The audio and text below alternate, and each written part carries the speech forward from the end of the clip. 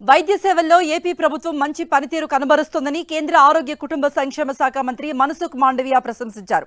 రాష్ట్రం ఆరోగ్య సేవలు చేసే ఖర్చులకు నిధులు ఇవ్వడానికి కేంద్రం వెనకాడబోదన్నారు. మనసుఖ్ మాండవియా ఆంధ్రప్రదేశ్లో పర్యటిస్తున్నారు. విజయవాడ ఓల్డ్ జీజీహెచ్లో critical care block BSL-3 lab నిర్మాణానికి శంకుస్థాపన చేశారు. దేశంలో 64,000 కోట్ల వ్యయంతో 602 క్రిటికల్ కేర్ సెంటర్లు నిర్మిస్తున్నామని మనసుఖ్ మాండవియా తెలిపారు. ఆయుష్మాన్ ఆరోగ్య మందిరాల్లో 10 రకాల టెస్టులు జరుగుతాయన్నారు.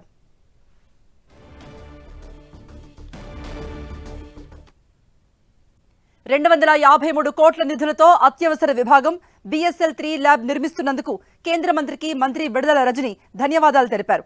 ప్రజా ఆరోగ్యానికి సీఎం జగన్ ఎంతో ప్రాధాన్యత ఇస్తున్నారన్నారు. కరోనా తర్వాత పేద ప్రజలకు ఉచితంగా వైద్యం అందించాలని ప్రధాని మోదీ నిర్ణయించుకున్నందుకు టీడీపీ ఎంపీ కేసినేని కృతజ్ఞతలు తెలిపారు.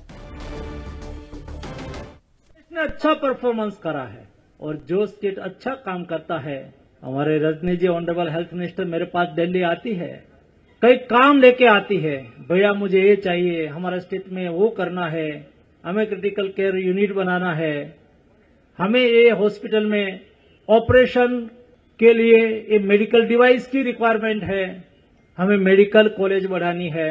दोस्तों, हेल्थ सेक्टर में एक समय था हम कहते थे राज्य की ओर से सेंट्रल गवर्नमेंट के लिए फंड के लिए जाते थे, पैसा दो पैसा दो।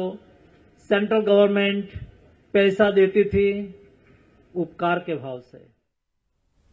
Witnessing the dedicated efforts of our doctors, and this initiative will lasting an impression definitely on the state, and definitely it is going to change the healthcare in the coming forward generations.